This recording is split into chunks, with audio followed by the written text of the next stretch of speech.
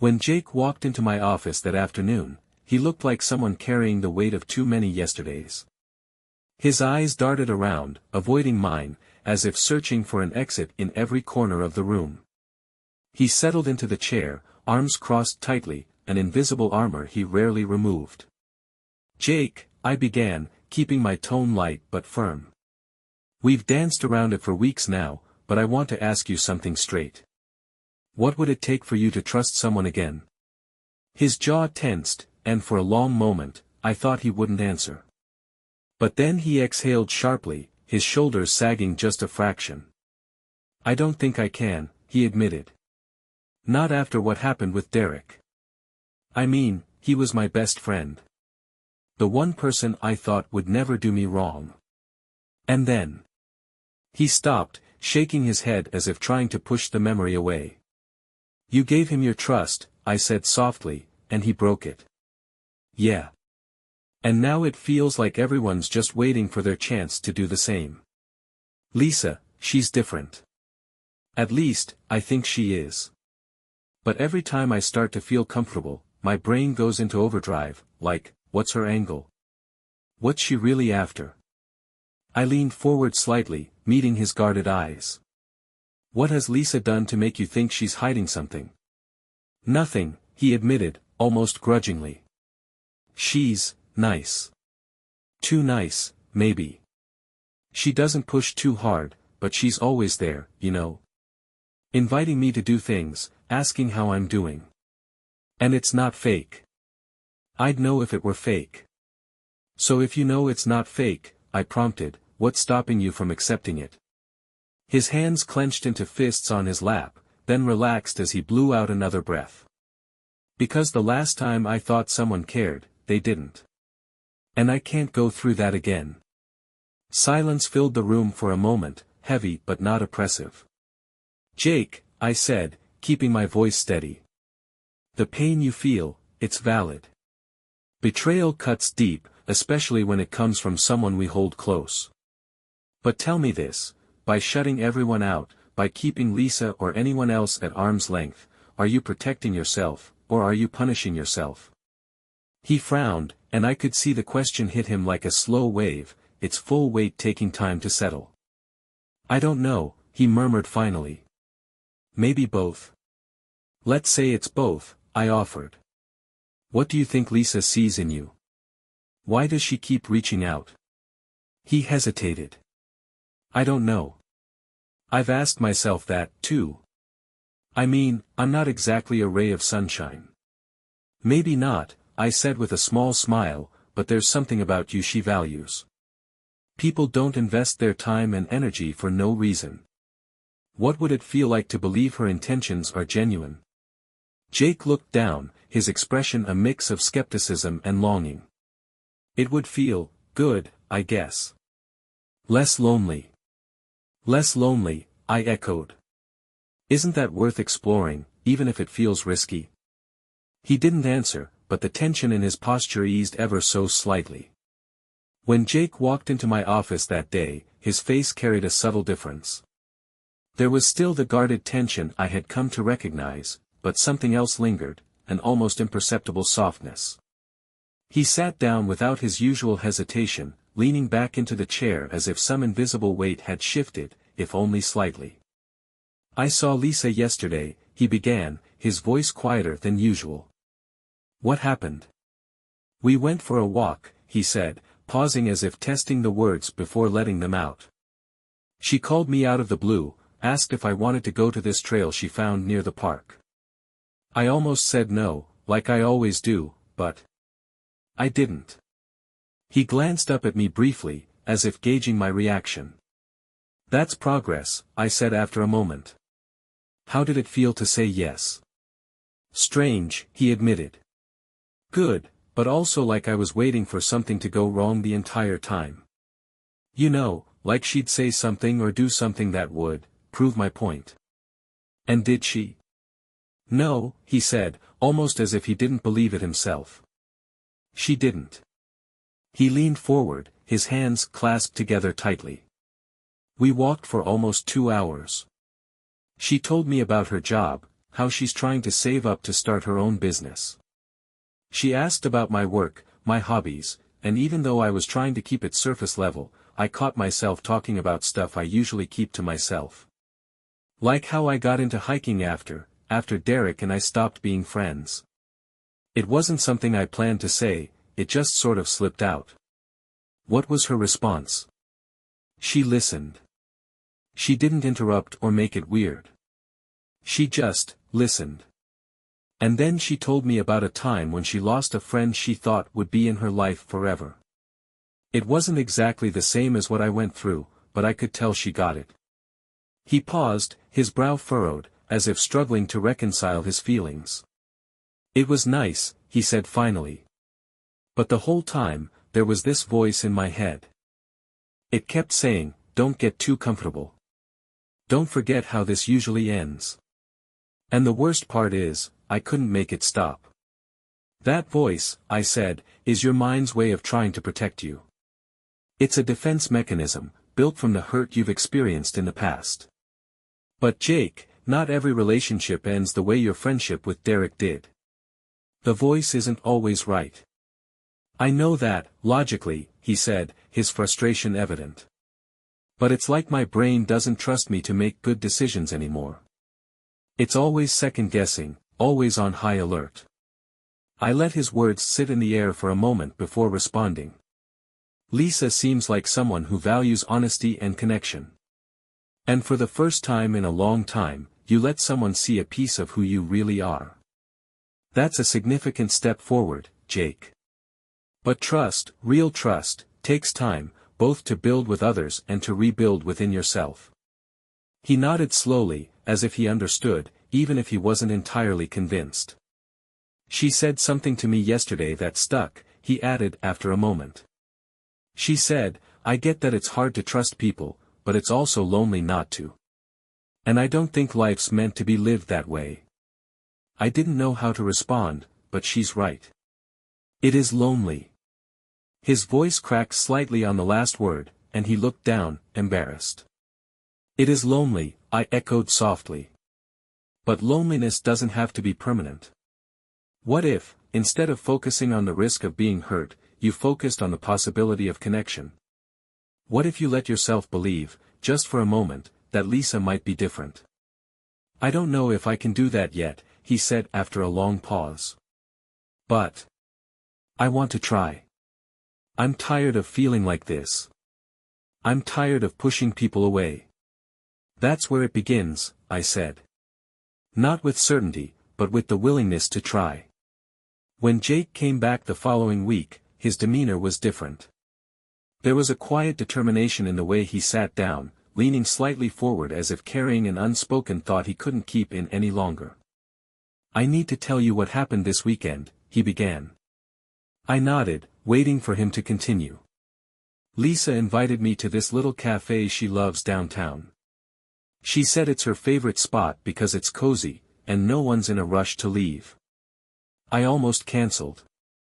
I was sitting in my car outside the place, telling myself all the reasons why this was a bad idea. What if I say the wrong thing? What if she starts asking questions I don't want to answer? What if? He stopped and gave a small, wry smile. What if everything goes fine, and I actually have a good time? That thought freaked me out even more. What made you go in? I don't know, he admitted. Maybe it was the way she texted earlier, no pressure, but I'd love to see you. It wasn't pushy, you know. It felt safe, I guess. So I took a deep breath, got out of the car, and went inside. He rubbed his hands together absently, as if reliving the moment. She was sitting at a table near the window, waving at me like she was genuinely happy to see me. And I just stood there for a second, thinking, how does she do that? How does she make me feel like I'm not some broken mess? He paused, his voice quieter now. I don't remember the last time someone looked at me like that. What happened next? I sat down, and we started talking.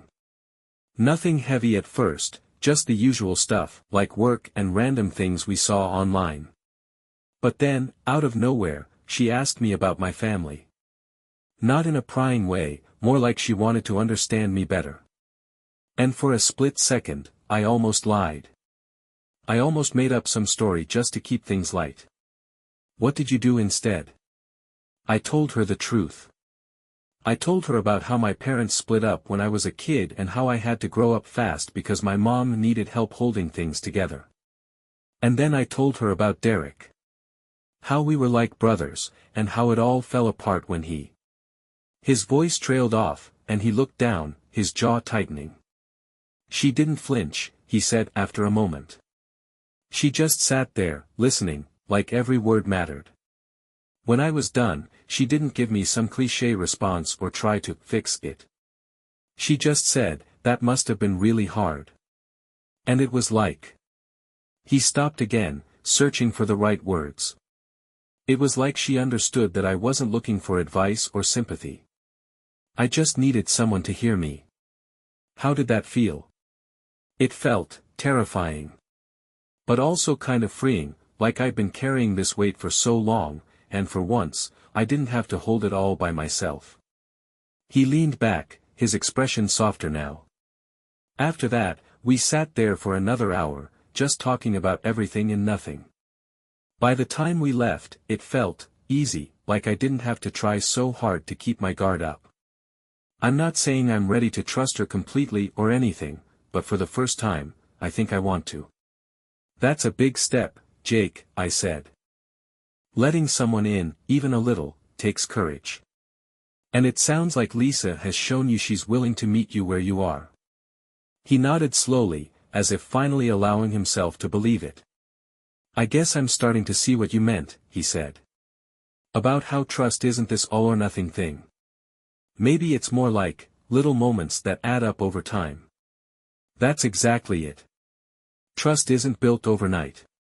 It's in those small, consistent actions that show someone is there for you, not because they have to be, but because they want to be.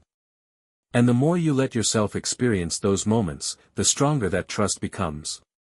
Jake sat quietly for a moment, as if letting the idea settle. Maybe this is what I've been missing, he said finally. Not just with Lisa, but with people in general. Maybe I've been so focused on what could go wrong that I've been blind to what could go right. When Jake sat down this time, there was something different about him. It wasn't just the way his shoulders seemed less burdened or the way his eyes didn't dart around the room like they used to. There was a quiet resolve in him, a kind of clarity I hadn't seen before. I went on that hike with Lisa, he started. The one she's been talking about for weeks. I guess I finally ran out of excuses. How did it go? He paused, a small smile tugging at the corner of his mouth. It was peaceful. We didn't talk much at first, just walked. She's not one of those people who feels like they have to fill every silence, you know. It was nice, just being out there, hearing the wind in the trees and the crunch of the trail under our feet. For a while, it felt like I could forget about everything, like it was just the two of us and the mountains. And when you did talk, it felt easy. She told me about how hiking helped her when she was going through a rough time a few years ago. Something about being out in nature made her feel grounded, like it reminded her that life keeps moving no matter what. I told her I got into it for the same reason after Derek and after everything fell apart. He shifted in his seat, his hands fidgeting slightly before he clasped them together. She asked me more about him. About what happened. And for a second, I froze. My first instinct was to shut it down, to change the subject or make some joke and move on. But then I thought about what you said, about how trust is built in small moments. So I told her. Not everything, but enough. What was her reaction? She just listened. No judgment, no trying to fix it or make it better. She didn't even ask for more than I was ready to give. And for the first time, I didn't feel like I had to explain myself or defend my feelings. She just got it. And how did that feel for you? It felt strange, but in a good way. Like maybe it's not as scary as I thought to let someone see the messy parts of me. I mean, it's still hard, don't get me wrong. But it felt like I was giving her a piece of the puzzle instead of keeping the whole thing locked away. He looked up, his eyes meeting mine for the first time in what felt like weeks. I've been thinking a lot about what she said, about how life's not meant to be lived in isolation. And I guess she's right. I don't want to be alone anymore. I don't want to keep pushing people away because of something one person did to me. But I also know it's not going to happen overnight. It doesn't have to, I said. What's important is that you're taking steps, even if they feel small. You're allowing yourself to explore the possibility that not everyone is out to hurt you. That's not just progress, Jake. That's courage. He let out a small, almost disbelieving laugh. I don't know if I'd call it courage, but I guess I'm trying. And Lisa, she's been patient. She doesn't push, doesn't expect me to be someone I'm not ready to be yet. She just shows up. And that makes me want to show up, too. Consistency is one of the most powerful ways to build trust, I said. When someone shows you, time and time again, that they're here for you, it starts to feel real. It sounds like Lisa is doing exactly that. Yeah, he said quietly. She is. For a moment, the room was silent, but it wasn't the uncomfortable kind. It was the kind of silence that comes when someone is piecing together their next steps, when they're letting go of the weight they've carried for far too long. I don't think I'm there yet, he admitted. Fully trusting her, or anyone, really. But I want to keep trying. I want to see where this goes. Because for the first time in a long time, it feels like maybe it's worth it. It sounds like you've taken some big steps, Jake, I said. And as long as you keep moving forward, even when it's hard, you'll keep growing. Trust isn't about perfection. It's about effort, about showing up for yourself and for the people who care about you. He nodded, a quiet determination settling back into his expression. I think I can do that, he said. I think I can keep showing up. When Jake came in for his next session, there was a lightness to him I hadn't seen before. He sat down, exhaling deeply, and for the first time, his shoulders didn't seem so weighed down. I've been thinking about what we talked about last time, he began. About consistency, about showing up. And I think I finally get it. Lisa, she's been doing that all along. I just wasn't ready to see it. What changed? We had this conversation a couple of days ago. It was late, and I'd just gotten home from work. She texted, asking if she could call. Normally, I'd say I was tired or make some excuse. But this time, I said yes. He paused, a small, almost sheepish smile forming. We talked for hours. She told me more about her life, about her dad. He left when she was little, and her mom raised her on her own. She said it made her afraid to depend on people for a long time, afraid they'd just disappear. I've never heard her talk like that before. I didn't realize she had her own reasons for being so patient with me. What was that like for you, hearing her open up like that? It made me realize how much I've been stuck in my own head, always thinking about my pain, my fears.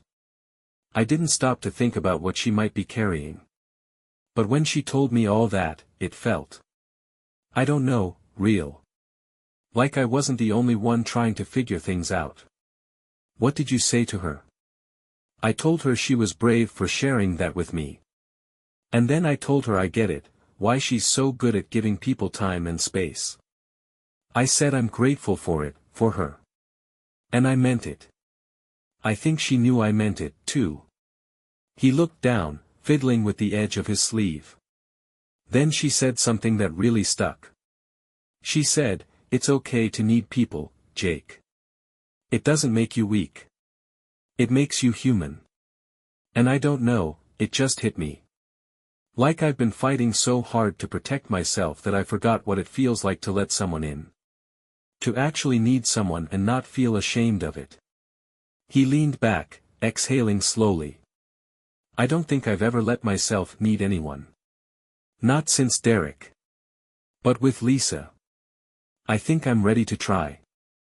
I know it won't be perfect, and I'll probably screw up along the way. But for the first time, it feels worth it. She feels worth it.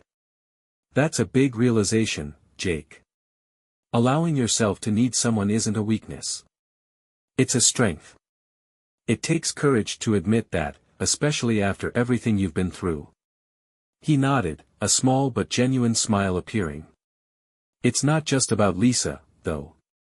I've been thinking about other people in my life, people I've shut out. My mom, for one. She's been trying to get me to visit more, and I've always found an excuse. But now, I think I'm ready to make an effort. She deserves that. What's making you want to reconnect with her now? Because I'm tired of being stuck in the past. I'm tired of letting one bad experience define how I see everyone. And because I know she's been waiting for me, just like Lisa has. I don't want to let them down anymore. You're making a lot of progress, Jake. It takes time and effort to rebuild trust, both with others and with yourself. But every step you take brings you closer to the life you want, the one you deserve. I'm starting to believe that, he said. I've still got a long way to go, but it doesn't feel impossible anymore. For the first time in years, it feels hopeful. If you've ever felt like Jake, afraid to trust, afraid to let someone in, you're not alone.